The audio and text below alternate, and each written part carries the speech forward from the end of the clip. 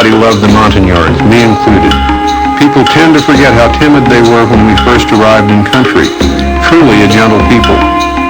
There were over 30 Montagnard tribes, each with its own language. We trained them to defend their villages, and their men became our most effective soldiers. They were probably our biggest success story in Vietnam.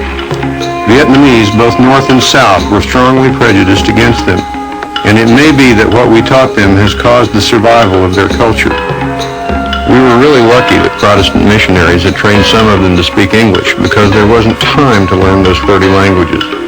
The missionaries were devoted to the Montagnards, and the love that flowed between them was a wonderful thing to see. We repaid the favor by building more schools. Getting along with the locals is really the key to success in revolutionary warfare, for either the insurgent or the counterinsurgent.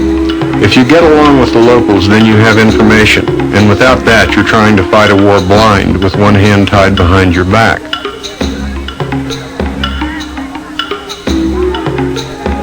One of the things that's hard to explain is how much the people we lived with loved us, and how much we loved them. We were like the Magnificent Seven in the movie, the hardened professionals who came in to show the villagers how to defend themselves against bandits. Special Forces medics became highly proficient in treating tropical diseases.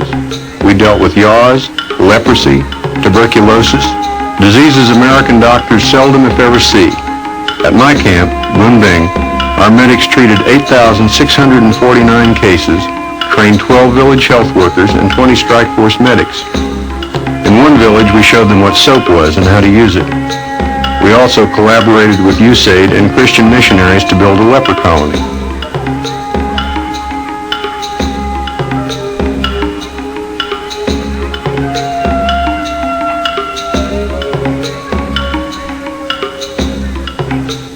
This is Ken Miller. To his right is his adopted son, Ne Pin.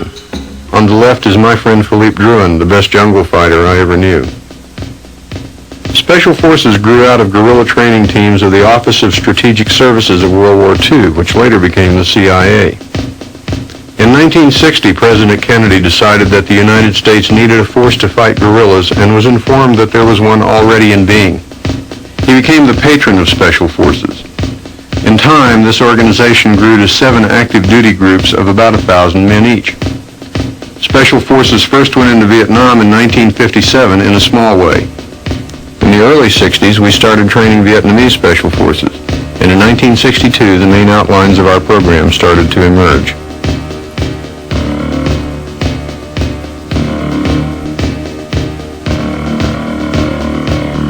Thai Special Forces, under the command of then Colonel Tin Shai Sirisimpan, now a full general, were our first project in Southeast Asia, and one of our most successful.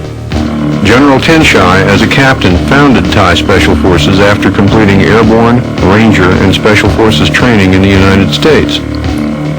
His Special Forces were as well trained as ours, and many of them served with us in Vietnam. The American here is Captain Cruz McCullough.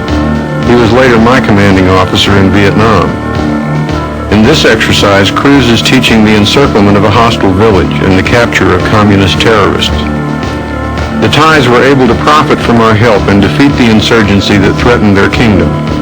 Today, Thailand is one of the most prosperous countries in Southeast Asia.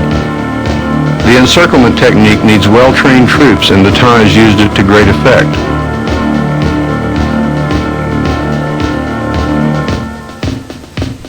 This lieutenant, the executive officer at Camp Bu Prong, and his Vietnamese counterpart have an agent in the nearby villages. And as a result, they are going to be the ambushers instead of the ambushed. It's much better to know when and where they're going to be than to just wander in the woods looking for them.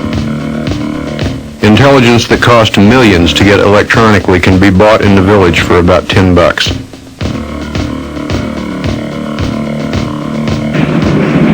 Strategic intelligence became a new mission in 1964 when the reconnaissance projects began with Project Delta.